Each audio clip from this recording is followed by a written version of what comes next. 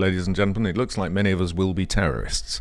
Certainly after next week's and the way that they prevent UK. So the big concern over the weekend came when the Telegraph reported on Prevent UK's new online guidance. To an extent, I will say new online guidance, but actually the guidance came out refreshed, I should say, rather than new online guidance, which says, amongst other things, that talking about or even believing in cultural nationalism will be a reason, they say could be a reason, for referring someone for de-radicalisation. Get ready to be de-radicalised, ladies and gentlemen. Find yourself a little room, be prepared to be removed, and you'll be on a de-radicalisation course in no time at all. And it goes on to say that Prevent UK says we define extreme right-wing terrorism, the active or vocal support of ideologies that advocate discrimination and violence against minority groups. And the three most common would be, and we'll deal with them in a few moments. And so what we've got there is the idea that Prevent UK, an organisation that is funded by the government to look after terrorism, and as I say in one of my videos, that the sort of people that blow up children in gigs and shoot police officers, now thinks that anyone who believes in their country and as a form of support for their nation state and also immigration controls is now a terrorist. But here we go. Jonathan Wong picks this up very clearly. The UK anti-terrorism programme labels cultural concerns about mass migration as extreme, not just right-wing, now extreme right-wing. So we're extreme right-wings and that we are terrorists as well. So bear that badge up. We should all at the moment be having T-shirts, I'm a terrorist, because you say that you are tired of the threat from mass migration and the lack of integration by certain ethnic and cultural groups. Does this include Keir Starmer?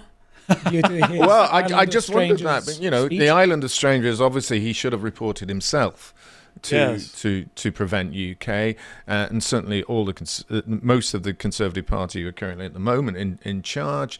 But of course that means 50-odd million of us who believe that, according to all polling, 60-70% of the population believe that we've got too much immigration into this country, that there is a lack of integration by certain ethnic and cultural groups. So I love the fact that they put Western culture in scare quotes. Yeah. As if this wasn't a real thing. So the implication here is that, there isn't a real Western culture. No. That's just not existent. It's in your imagination. Yeah. As opposed to, this is the bedrock of the modern world and of everything good that we have in life. Western culture. Yep. The sort of leftist falsification of reality implied in the scare quotes is pretty shocking. No, there's no such thing as Western culture. We're going to put it in Western culture. Yeah. It's not a real thing. Lack of integration is not in scare quotes. If they wanted to say Islamic culture, they wouldn't put it in scare quotes. Nope. If they wanted to say Chinese, Indian, whatever, nope, they wouldn't use that. because they have cultures. Because they have Have cultures, but West Westerners, Western culture. The only culture we have is racism. An extreme racism, an extreme right-wing racism. That's our culture, isn't it? And they do the same thing. Non-white world. Yeah. Okay, you guys okay. White race and Western culture. They all get scare quotes. Well, that's the next one I come in with. White ethnic nationalism. Mass migration from the non-white world and demographic change poses an existential threat to the white race and Western culture, which they haven't defined because they've said Western culture, effectively doesn't exist. So how can an existential threat to something that doesn't exist make you an ethnic nationalist?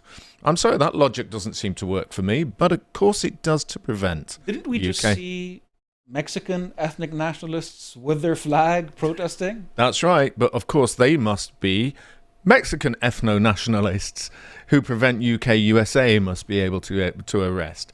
And then we've got the white race is biologically, culturally and spiritually superior to all other races, often calling for the replacement of Western parliamentary democracy, an alternative form of government from fascist regimes to ethno-tribalism, which is what we're seeing from the left.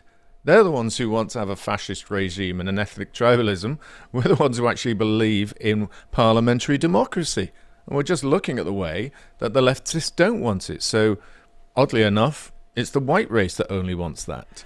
So I find these three definitions deeply concerning. I mean, obviously, there's lots of people that talked about are you a cultural nationalist? What I saw this, because I saw this during the weekend, and initially I thought they essentially said all these narratives are in a sense extreme terrorist ideologies. I think if we go on the previous link, what they're doing is they start by saying that extreme right-wing terrorism is the active or vocal support of ideologies that advocate discrimination or violence against minority groups. And you can you can subscribe to these views underneath without claiming for advocating violence. But what they're doing is they're saying these are really highly correlated to terrorism. Mm-hmm. So if you don't want to be associated with terrorism and don't want to be treated as a terrorist, stop any kind of discourse about Western culture being under threat from mass migration, and talking about the importance of the ethnic, and talking about, sometimes racial lines. And when they are doing this, there's nothing remotely correct methodologically about it. If you read the literature about fascism, for instance, there are several definitions. Everyone says, for instance, with ultranationalism, they say the problem has been, because they're describing actually the movements they have in mind. They have Nazi Germany, for instance. They have extreme and very aggressive ultranationalism. Don't just say any form of ethnic nationalism. But they're escalating here. They're trying to say, don't think of any form of nation, don't think of any notion of ethnos, or even having a Western culture. You're not allowed to do this. You're going to be associated with terrorism. There's a little more to it, because once you're on the sort of prevent list of forbidden belief systems, they can then use that to apply the terrorism laws, mm-hmm. and to apply the Terrorism Act, yes. And decide, therefore, that they're going to confiscate your electronics, they're going to shut you down, they're going to detain you for a much longer period of time than they would be allowed under other legislation. And not only that, you can't get lawyers. When you are prosecuted, you're prosecuted by single judges without juries, and they can imprison you without really anyone ever knowing that you've been imprisoned as well, because you're under the Terrorism Act. So this is a way of shutting down conversation, yes,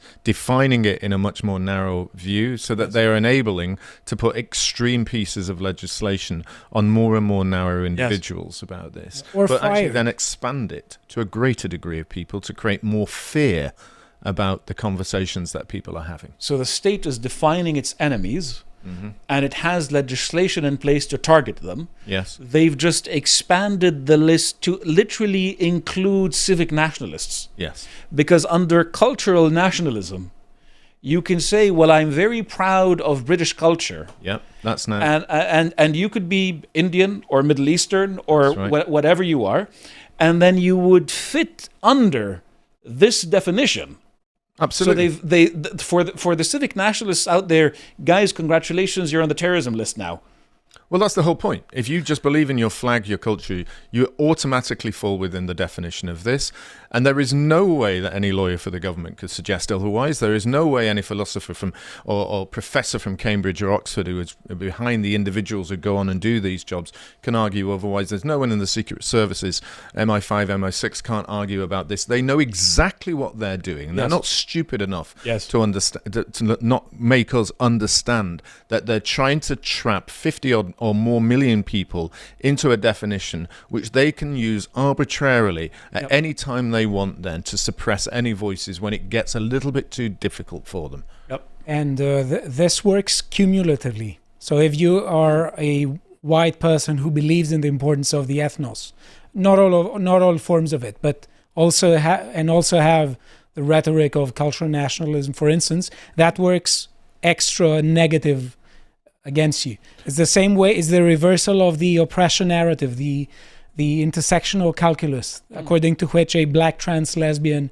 is the most oppressed person in the universe. Yeah. They're trying to do the reverse here. But the question is not just white. in terms of cultural nationalism, it's going to capture people from different racial backgrounds and, black people who believe there's a Western culture that's being destroyed here. Those who are supporters of the idea of mass immigration. And that mass immigration is causing a problem. And they too are going to fall within it. It's Western culture. Yes. They haven't defined what Western culture is. I mean, that might be because it doesn't exist. Because it doesn't exist. In quotation marks. And that's going to be a difficulty if they have to define it in legislation. When you go to court, you've got to work out what Western culture is. They've literally just defined the civic nationalists as terrorists. That's right. Anyone who anyone who wants to stand every year at the cenotaph now is a cultural nationalist under their definition. And they've got here, I thought everyone needs to go and have a look at this if you haven't had a look at it, what they regard as all the glossary of terms by the organizations that are looking after terrorism. Extreme right-wing terrorism, there you've got, describes those involved violence to further their ideology. The question is, are we committing violence, furthering our ideology by even talking about it? Well, remember, words are violence, and silence is violence. Yeah, and so it's silence. Even thinking about it. Don't forget that. Yeah, words are violence, silence is violence, and prayer can be a crime. Yeah, even if you're standing outside Parliament thinking about how you would like to see a change in Parliament, you may now be a cultural nationalist. Is there another question there, though? Because the way they define extreme right-wing terrorism, I don't see any relation to Islam there. Because if we had to place Islamic terrorism somewhere, I don't think we would place it under the left-wing category. Islam is honorary progressive. Yeah, they don't see Islam as an extreme right-wing terrorist act, although some of us might want to define it within the same category. When somebody says that your primary identity should always be Muslim, and when somebody goes through, say, Wahhabi beliefs, I don't know if they discuss Wahhabism here. I'm looking left-wing, anarchist, single issue. I don't see Wahhabism. I don't see Salafism. No. I don't see these as detailed categories that are worthy of explanation. They just have this wide Islamist terrorism, not Islamic terrorism. Implied within that terminology is that they're using Islam incorrectly. Yeah. But they don't dive into it in the same depth, do they? I mean, I love the idea of the ideology aspects. Individual or groups purport to adhere and attempt to instill others to radicalize them towards becoming terrorists. Okay, if you're going to turn around and try and radicalize someone to put a bomb somewhere, then you are a terrorist. If you want to kill people, then you are a terrorist. But to saying you want to use parliamentary issues to control mass migration or to bring your culture back into the way that it used to be, I don't see what is wrong with that. I mean, you've got Islamist terrorism, but I thought people ought to see what they're actually defining us in there as terrorists and how we're radicalized. So hold on a second. Under the Islamic thing, for some this is a political ideology which envisions the creation of a global Islamic caliphate based on strict implementation of Sharia law. There's no strict or unstrict. You're either implementing it or you're not, firstly.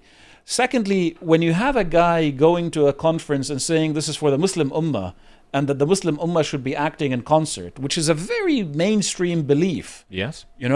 That should fall under it, but they don't prosecute it in the same way. No, I mean... They go after it in a fundamental... They'll go after Tommy Robinson. Yeah. Now, essentially, they just made Nigel Farage into a terrorist. But, we're going to use a lot of nuance and flowery language here and try to exonerate Islam itself from suspicion of terrorism. Yeah, and I think this is a big danger. Not only that, because they're talking to government. I'm going to say that, look, how many of have ever really heard of Kirklees? So Kirklees, it's just a small council somewhere. Right. Here is their prevent strategy. So the government then goes out to takes exactly the same and pushes it into local governments as well.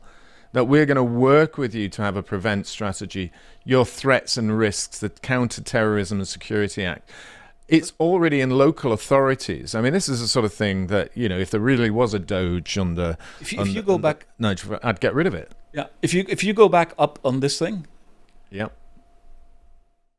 So the base of the prevent delivery model is tackle causes of radicalization. How about doing what the voters want? Well, that's That is People are becoming radicalized because they're being ignored. and that is the radicalism. The very fact that they're actually concerned about it and want MPs to do as their job, that's a cause of radicalism we must stop. Don't ask politicians to do what we want them to do. I'm reminded of the Danish politician who humiliated the BBC journalist because he said, well, we did what the voters wanted us to do. Okay, thank you. So we have that. It's the government. There's the definition. Our security service is an organisation. It's now into our councils. But this was from 2024 November, Nick Timothy. And he wrote a question and how it was answered. He said, what criteria does the PREVENT programme use to identify and define categories of extreme right-wing terrorism? Dan Jarvis, who was in the military, generally, when I first met him, a nice guy, but has transformed into just someone who's traditionally Labour now, like some sort of robot. It says it describes those involved who use violence in furtherance of their ideology. That I get. Anyone who wants to use violence, broadly assessed as cultural nationalism, again, white nationalism. Individuals or groups who may subscribe to ideological trends and ideas from more than one category. So bringing out the Home Office statistics on immigration, the ONS ideas of population of where we're going, identifying the fact that white British will be gone in a majority by 2050 to 2060. That is a trend and idea from one category, actually shown by facts and stats. So promoting facts or stats, talking about facts and stats, now makes you a cultural nationalist and white nationalist under the definition of the MP for Barnsley North and a minister, Dan Jarvis. I have to say, this is pretty extreme. It is extreme.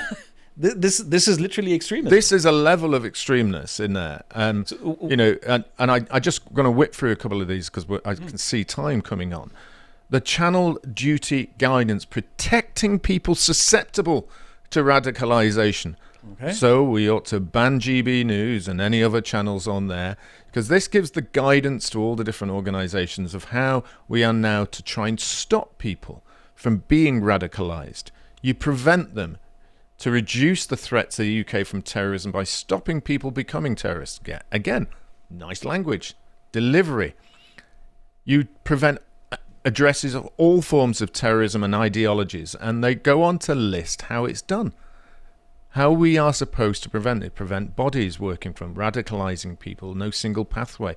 But if you read through this, and I don't want to go into it, the general point is to try and create a system where we can actually funnel people in so that we can actually then say they've been radicalized and we can take them out. Right. We are now determining all the angles that these people go in, and you can refer them, you can make an assessment, you can have case managements of these individuals.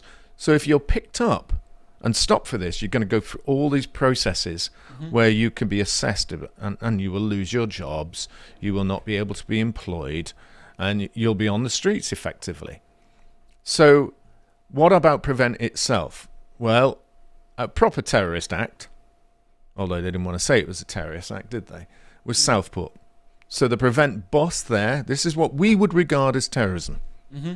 Knifing children whilst they're dancing, killing them, murdering them. Yep. But if you express that view in such a negative way, like Lucy Connolly, you're not getting out of prison anytime soon. But Michael, and take a look at this. This is Michael Stewart. He was their head of PREVENT. And I look at him and I listen to that PREVENT guidance. He said he resigned because basically they didn't do the job. Yep. This was someone that was spotted. At the same time, they knew about, as it says earlier down there, Ali Harbi Ali, who murdered David Amos, another terrorist. They let him go. They didn't do anything. Yeah, because the guidelines are don't look back in anger. So essentially the terrorist definition is looking back in anger. Yep. About anything. But I like the way that they call it, the PREVENT handling of Ali was suboptimal.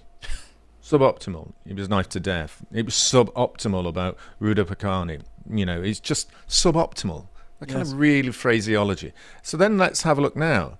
So this is Chloe Squires and Matt Jukes. Squires is the Director General for Homeland Security at the Home Office, and Jukes heads the UK counter-terrorism. Together with Yvette Cooper, they oversee prevent.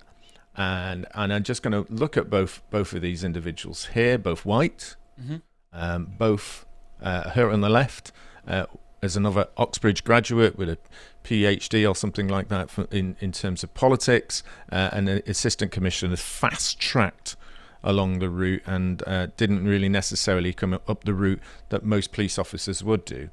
And so in their videos to councils about extremism, we'll only show examples of young white men, as a Hampshire council employee observed. There we go. So in their Prevents programme, created and looked after by these two with Yvette Cooper, and as you saw, the other white individual there involved, they're actually going after white individuals who are white people because they're the ones who are right-wing extremism. No one who's black, Asian, or Chinese could have cultural issues here about Britain. No, it couldn't possibly. You have to read this sentence, please. Curiously, despite Islamic extremism making up 75% of the UK's counterterrorism caseload, figures showed that just 23% of Prevent's adopted caseload are tied to Islamic ideology. Yeah. So 77% is adopted to 25. That's how you would read that. Yes. That's yes. Right. Again, that shows you everything that you need to know about them. I give a quick one here about what they say Prevent is a long history working to prevent vulnerable people from being drawn into criminal behaviour. And you failed. You failed miserably because people died. So quickly running through here, we've seen that... I thought that was... or maybe not. What is it people think about... There we are, Alison Pearson. I'm told it's possible for the British people to take legal action against Prevent for breaching our right to freedom of expression. The state is now claiming people who oppose mass immigration are terrorists. Well, this is the obvious reaction to it. Yes. I mean, it can't be read in any other way. No. I mean, maybe I'm being naive. You two are both bright individuals. Can you put it in perspective? If you're on Prevent now, or you're Yvette Cooper, or any of those two individuals that are Oxbridge failures, if you ask me, indoctrinated failures, I should say. If you were them, please explain to me how cultural nationalism is a terrorist act. They saw the debate on the right between the ethnic nationalists and the civic nationalists, and they decided we are going to declare them both extremist. Mm-hmm. Because any kind of opposition to us is extremism. But on their own, they don't have, neither of these positions have to be extremist. No. Yeah. But also, I think basically the only way to prevent is to know. And if you have a very skewed view of reality, and if you refuse to see reality for what it is, you can't prevent anything. No. And I think these are pretty strong answers to what we have with them, because then I turn down to one of the first feelings to me is what Red Lip says straight underneath that, and I think these two link to that. It's about control. Yes. They're frightened.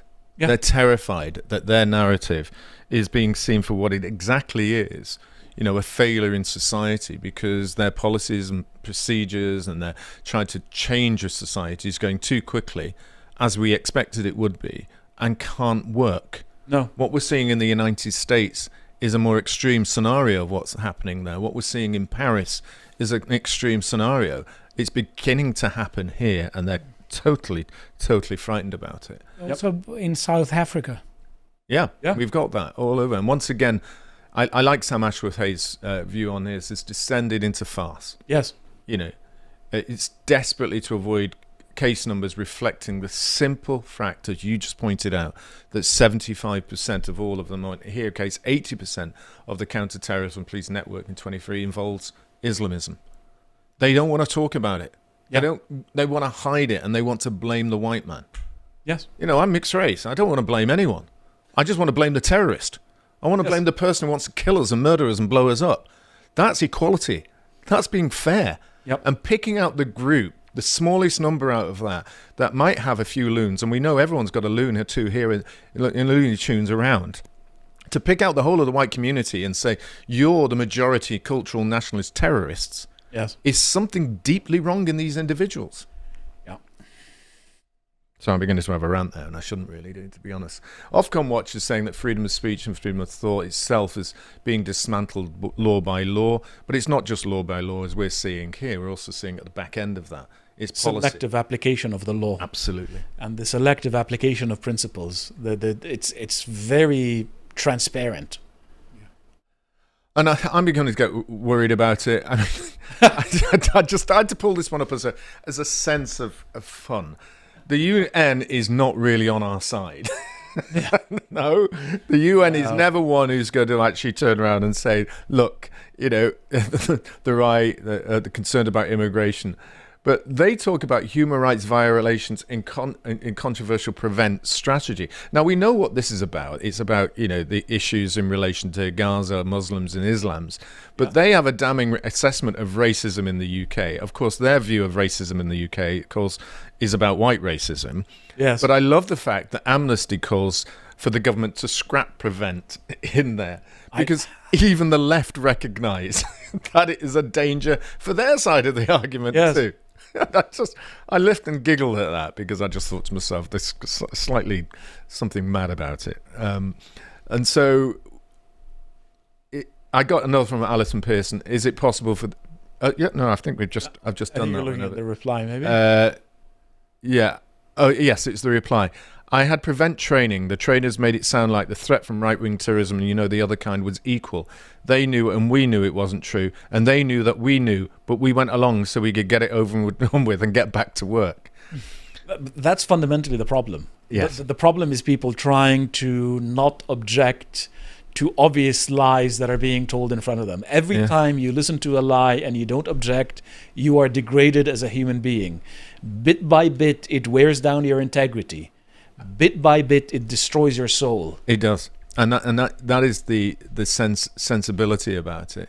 Is that we're accepting what they're doing. We're feeling diminished by it. Yes, we just want to get out of there because fundamentally, most people are decent. Fundamentally, most people just want to live their lives, get on with work, understand where bad people are and what bad people do, and they don't want to be indoctrinated, and they just want to keep away from it, whilst they're constantly being indoctrinated.